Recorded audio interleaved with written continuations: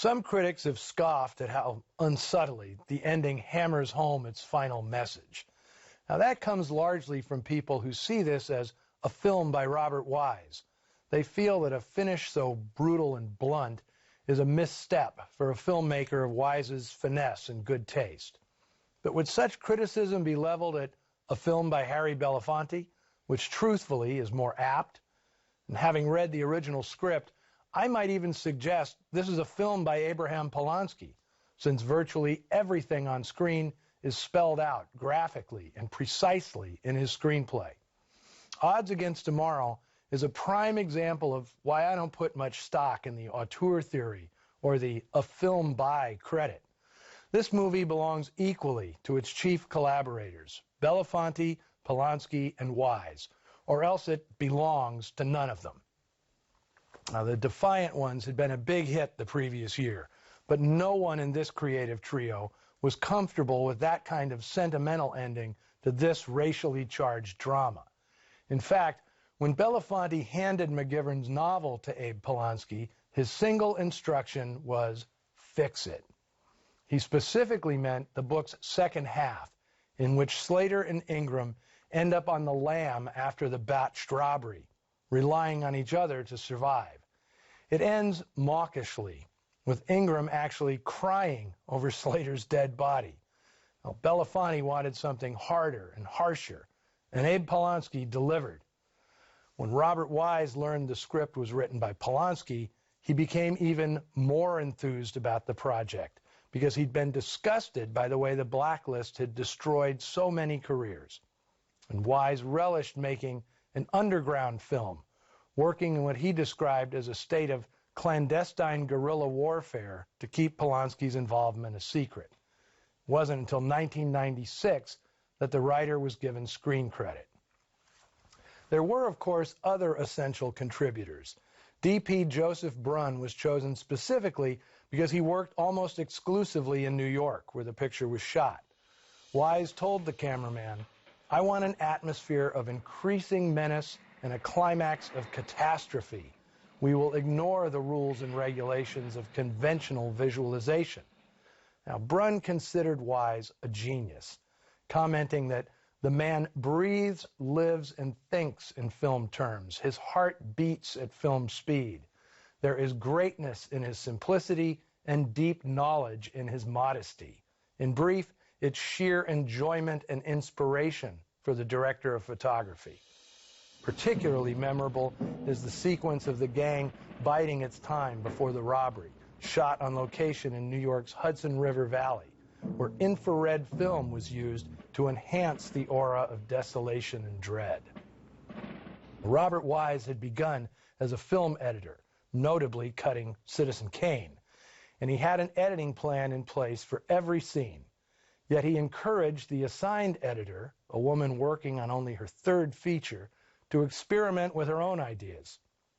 Some of the film's smash cuts, completely fresh at the time, were the work of young Dee Dee Allen, who would soon become one of the most influential and respected editors of all time, with pictures to her credit like The Hustler, Bonnie and Clyde, Dog Day Afternoon, and Reds. Now, Harry Belafonte once offered this insight about his film. Earl Slater is more than just a racist.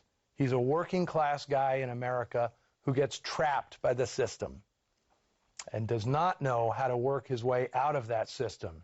So he has bought the story that it's race causing him to fail. He doesn't have a job. He's looking for a way out. He's in exactly the same stuff that Johnny Ingram's in. Now let's remind ourselves, this is 1959 he's talking about. Robert Ryan initially turned down the role. He didn't want to play another bigot, a character he'd embodied in films like Crossfire, Clash by Night, and Bad Day at Black Rock. But the actor felt Polanski's script said something significant without preaching. And Ryan saw his character not strictly as a Negro hater, but as a man who hates the entire human race. He singles out Johnny for abuse because, in Ryan's words, this young black man is better looking, better dressed, and more intelligent. He is, in fact, everything that Slater would like to be, but isn't. Get wise to yourself, Ingram. You're just another black spot on Main Street. Shut that ugly mouth of yours, Earl. Get in the car. Someday I'm going to snap off your poisoned head. Now, if today's movie has left the bitter taste of ashes in your mouth, here's a tonic. Harry Belafonte and Robert Ryan remained best friends. As a lifelong activist for social change, Belafonte recognized in Ryan a kindred spirit. Now, he may have specialized in portraying unrepentant racists, but in real life, Ryan was one of Hollywood's most high-profile liberals, progressive enough that the John Birch Society felt compelled to burn crosses on his front lawn. Belafonte said of his co-star, "There was not a sweeter, dearer, more humane or compassionate human being than Robert Ryan." Now, the same could be said of Robert Wise. Case in point, knowing that Gloria Graham was suffering through a difficult period in her personal and professional life, Wise had Abe Polonsky write a character into the film specifically for her. The role of Helen Svensson isn't essential to the plot, but it does give the actress a memorably sinister and sexy encounter with her Crossfire co-star. The scene validates her status as one of film noir's most potent and provocative dames. And let's not overlook the performance of Ed Begley as the caper's mastermind. It's now or never, Johnny. We're right up to the line. We'll be done and away by 6:15. You sure you want to go through with this? It's going to let us live again. His first screen roles coincided with the rise of noir. Sorry, Wrong Number, The Street with No Name, On Dangerous Ground, and many others. Although he's probably best known as Juror 10 in 12 Angry Men, the picture he made just before this one. Now, Dave Burke's demise is not something the filmmakers could have gotten away with a few years earlier. The production code prohibited suicide as a way of escaping justice. But the code was wobbling by 1959, as shown in many bits of business in this film, including the character of Coco, played by Richard Bright, one of the least closeted gay characters in any movie of the era. And lastly, did you notice two future stars in today's film? The soldier who calls out Slater in the bar was the first big screen acting role for Wayne Rogers, who'd become famous 13 years later as Trapper John on MASH, the television series. And the nightclub bartender witnessing Belafonte's breakdown is none other than Cicely Tyson, just beginning an illustrious career that would lead to her hand and footprints being enshrined on the Hollywood Walk of Fame at this year's TCM Classic Film Festival. Now, next week, Noir Alley returns to big studio Hollywood for The Damned Don't Cry, my personal favorite of all the movies Joan Crawford made at Warner Brothers.